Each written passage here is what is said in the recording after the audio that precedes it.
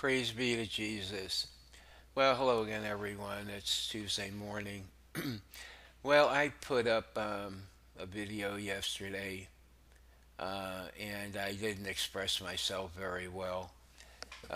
And I got some feedback, which I certainly deserved. I was saying that all priests aren't to be trusted. You can't really trust anyone. And that's not, totally true. But, you have to remember there are 40,000 priests in the United States, and if some of them, at least some of them, would have spoken up years ago when, when something came to their attention. And maybe some of them did, and they went to their bishop, and the bishop never did anything, so then it falls on the bishop, you know. But I think there's a lot of them that just don't want to rock the boat. Anyway, there's much more to being a good priest other than the moral aspect of it. I remember something I had read, I don't know, 4 or 5 years ago. That actually I copied this and sent it to 400 of the 800 priests in the Archdiocese of Chicago. And I only had one, I sent it by postal mail addressed to the priest, thinking like if I would have sent it in email to the office, the person in the office may never have given it to the priest after they read it. So to get around that, I just used postal mail. Anyway, this has something to do. Now, some of you aren't going to like this. Some of you don't believe that heaven talks to us in these days.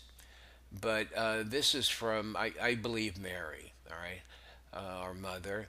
And she addresses herself to specifically 9 points. And I'm going to leave these points in the description box.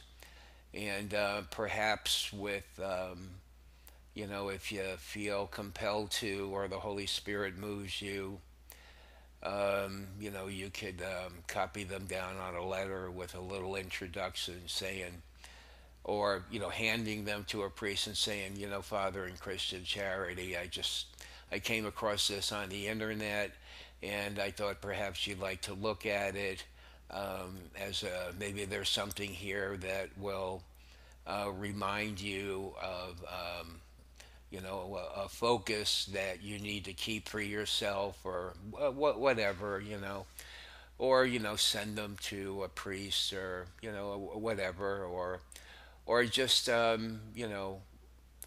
think about them yourself and think about how these things relate to a priest. So I'm going to start reading this to you. My son desires these rules of conduct for a good vocation be passed on to you today. Now, this is from April 23rd, 2015. These are not suggestions, but rather commandments for fulfilling a vocation as God desires. They are meant for all cardinals, bishops, and priests.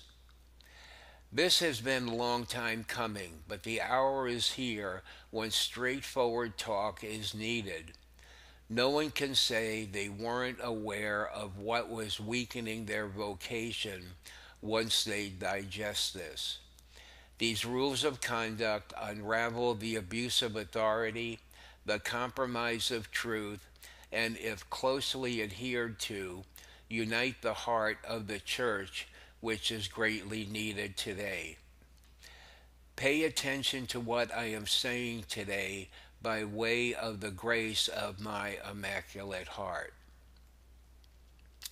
Point number 1. You must not think that your rank or title is your salvation. Work and pray for your own personal holiness. Number 2. You must work towards the salvation of your flock, not towards any political advantage within the ranks of the hierarchy. Number 3, you must realize that the future of the world rests in your hands now. For every soul you lead to godliness changes the future of the world. Number 4, you must make it known that Jesus' mercy does not mean his acceptance of sin, but his forgiveness of sin. Imitate his mercy. Number 5, you must clearly define good from evil and identify sin as sin. Never remain silent in the face of sin.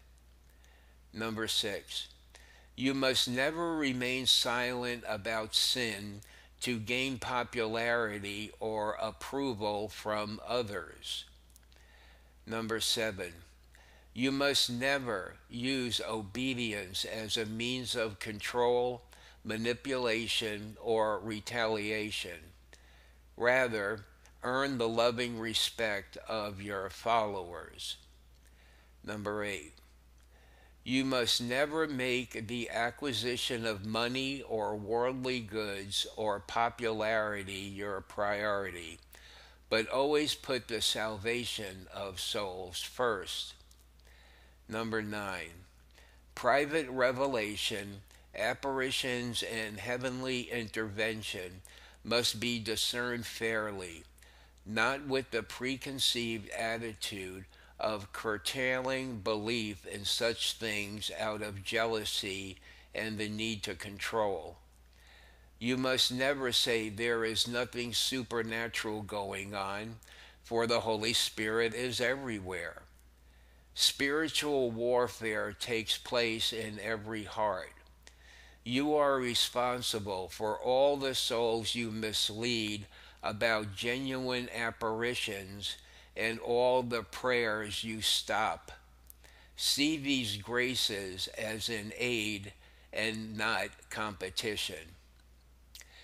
If you follow these, my instructions to you today, your vocation will be solidly safeguarded.